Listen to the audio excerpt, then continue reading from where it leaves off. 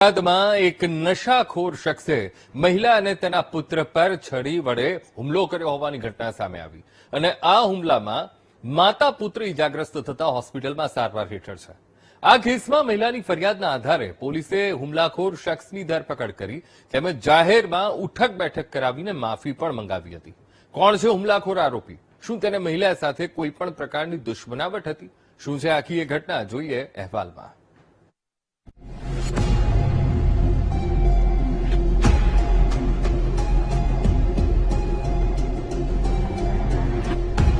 બોટાદમાં મહિલા પર છરીથી હુમલો, ફરિયાદ બાદ રીઢો આરોપી સકંજામાં, આરોપી પાસે કરાવાયું કાયદાનું ભાન। ટીવી સ્ક્રીન પર દેખાતા આ શખ્સને ધ્યાનથી જુઓ।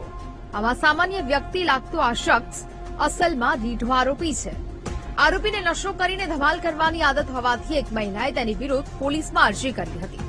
આ જ વાતનો ખાર રાખી આરોપીએ મહિલા અને તેના દીકરા પર છરી વડે હુમલો કર્યો હતો।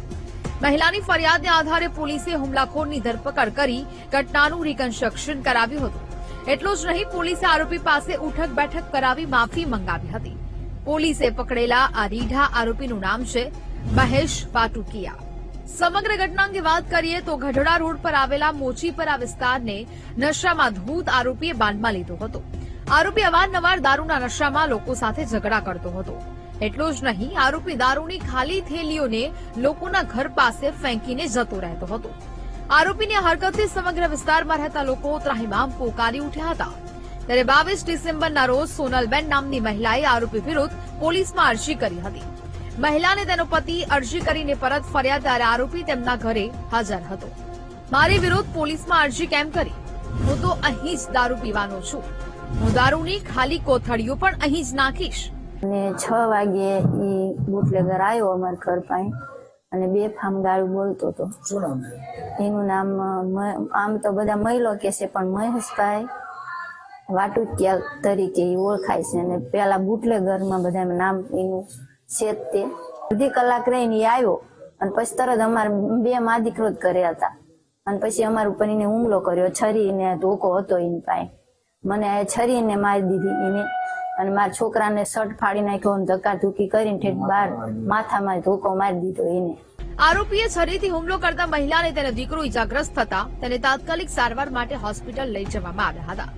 મહિલાનો આક્ષેપ છે કે આ શખ્સ લાંબા સમયથી દારૂના ધંધામાં સંડોવાયેલો છે અને વિસ્તારના લોકોને હેરાન પરેશાન કરતો હતો।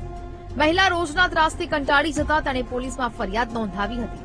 પોલીસે મામલાની ગંભીરતા લેતા આરોપીને શોધીને દબોચી લીધો હતો। પોલીસે આરોપીને ઘટના સ્થળે લાવી ગુનો કેવી રીતે કર્યો તેને લઈને ઘટનાનું રિકન્સ્ટ્રક્શન કરાવ્યું હતું। એટલું જ નહીં, પોલીસે આરોપી પાસે ઉઠક બેઠક કરાવી જાહેરમાં માફી મંગાવી હતી। આ જે આરોપી છે તેના વિરુદ્ધમાં ભૂતકાળમાં 18 જેટલા ગુનાઓ દાખલ થયેલા છે તેવું પણ અમારા ધ્યાને આવેલું હતું। આથી આ આરોપીના ગુનાહિત ઇતિહાસના આધારે ભૂતકાળમાં તેના વિરુદ્ધમાં હદપારી જેવા પગલા પણ ભરવામાં આવેલા હતા અને હાલમાં જ 3 માસ માટે તે હદપાર પણ થયેલો હતો।